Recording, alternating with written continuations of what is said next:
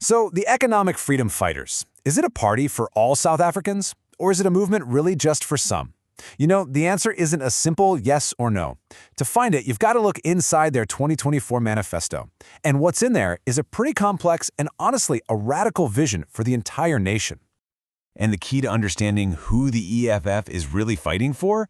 It's all in this document. It lays out a future that would totally change the life of every single person in the country. But here's the tension.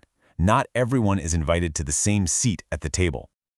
So that's exactly what we're going to do in this explainer. We're going to dive deep into their manifesto to figure it out. We'll look at who they're fighting for, what they're promising, and just as importantly, who they're fighting against. All right, here's our game plan. We'll start with the promises they make to everyone. Then we'll zoom in on their focus on the majority. After that, we'll identify who they see as the enemy. Then we'll see how they're building a broader coalition, and we'll wrap up with the big final question. Okay, first up, the universal promise. Now, on the surface, the EFF's manifesto makes it sound like they are absolutely working for every single citizen, no matter who you are or where you come from. And check out this language. This is a direct quote from their manifesto. They don't just say they're for the people, they say they're for the entire society. That's a pretty bold claim, right? It suggests this isn't about picking and choosing. And they try to prove this isn't just talk. They back it up with really specific, universal promises. We're talking piped water in every house, quality homes for all, free electricity for the poor. They even have a strict code of conduct that says their representatives can't refuse to help you just because you didn't vote for them. And you can see here what they mean by quality. They're not just promising a roof over your head. The manifesto gets specific, talking about spacious houses with a minimum of 3 bedrooms. It makes that vision of serving everyone's basic needs feel a lot more real. But this is where the picture starts to get a lot more complicated.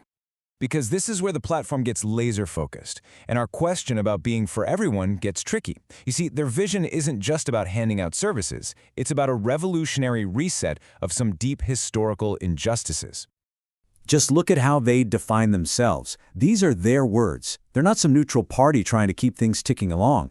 Their whole reason for being, their core mission, is to be a revolutionary movement for what they call economic emancipation. So, why? Well, the manifesto argues that even though political apartheid is over, economic apartheid is still very much the reality. And they use this absolutely staggering statistic to prove their point. 30 years after democracy, 80% of the population still lives on less than 10% of the land. So what's their fix for this massive imbalance? Well, it's a pretty radical 2-step plan. First, take land without payment and give it to the people.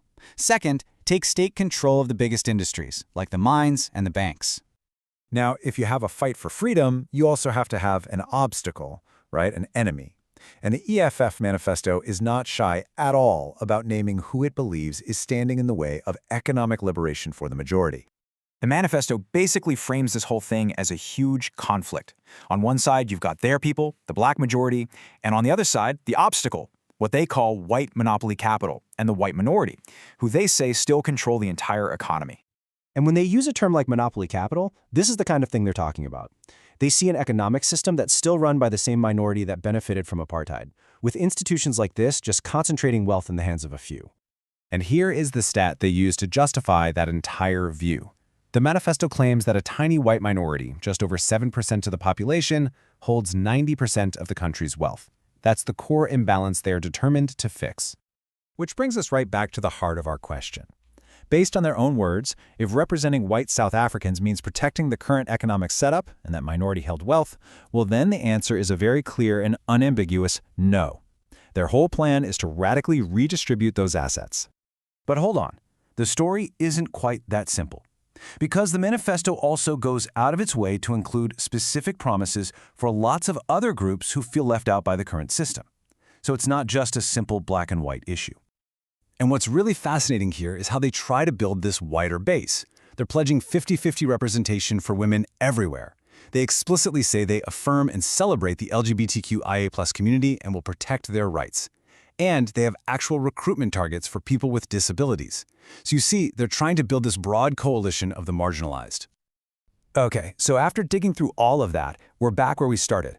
We're back to that central question. But now we have a much clearer, much more complex, and maybe even contradictory picture of what the EFF really wants. And this right here is the core tension of the whole thing. It's a vision for a brand new South Africa, one that promises universal services for everybody. But the only way to get there, in their view, is through a total non-negotiable economic surrender from the minority to empower the majority. The manifesto lays out their plan pretty clearly, but it leaves us, and you, with this massive, provocative question. After seeing the evidence from their own documents, what do you think? Is this the path to true equality, or is it a recipe for even deeper division? Let us know what you think down in the comments. And for more deep dives just like this one, make sure you like and subscribe.